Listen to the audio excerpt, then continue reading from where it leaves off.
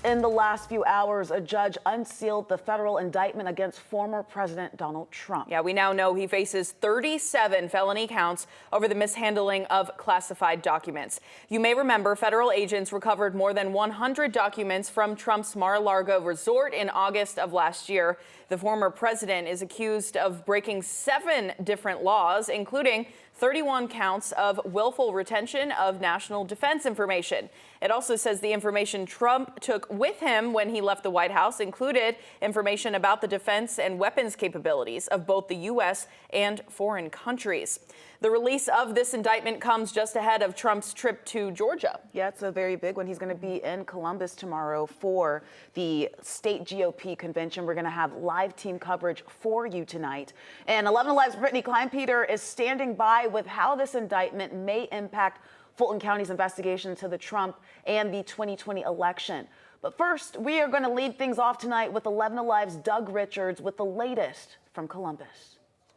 Republicans here in Columbus will vote Saturday on new state party leadership, and it hopes to set the stage on how the party aims to approach the 2024 presidential election. And I'm here to yell at the Republicans, get off your behind and fight back. The country's in grave danger. What are you doing? Bob Kunst was in Columbus to cajole Georgia Republicans to support Donald Trump and not Florida Governor Ron DeSantis. It's not a heavy lift in a convention that's rife with updated support for the embattled former president, in a place where Trump himself will give the keynote speech Saturday.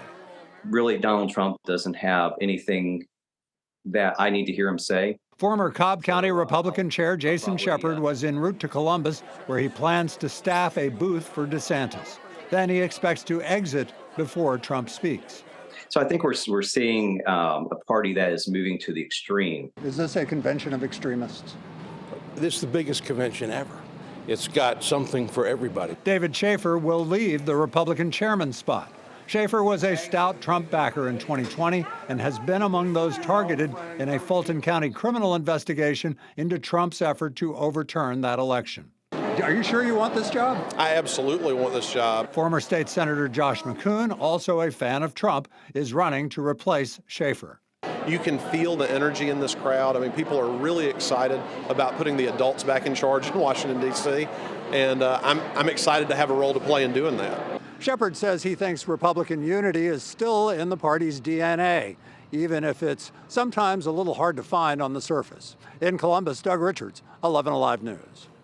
Now, of course, this is all unfolding as we await a decision by Fulton County DA Fani Willis on whether the former president will face an indictment here in Georgia for allegedly meddling with the 2020 election. 11 Alive's Brittany Kleinpeter joining us now in studio. And Brittany, you've been looking into where things currently stand here in Fulton County. So what's the latest?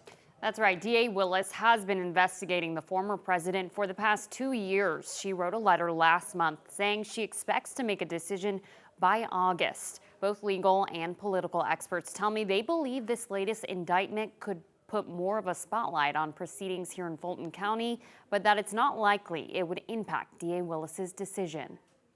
There's really no way that a judge in Florida would detain him at this point. And so he's going to be free to come up to Georgia and answer charges in Fulton County. More than a dozen state leaders testified in front of the Fulton County Special Grand Jury, including Governor Brian Kemp and Attorney General Chris Carr. The foreperson later revealed the panel recommended multiple indictments. It's now up to Willis to decide on whether to pursue criminal charges. And the experts I spoke to tell me no matter how many times the former president is indicted, it does not impact his ability to run for president. Now, if he is elected and then convicted and faces jail time immediately, his running mate would then have to fulfill those presidential duties. Great context, Brittany. Thank you.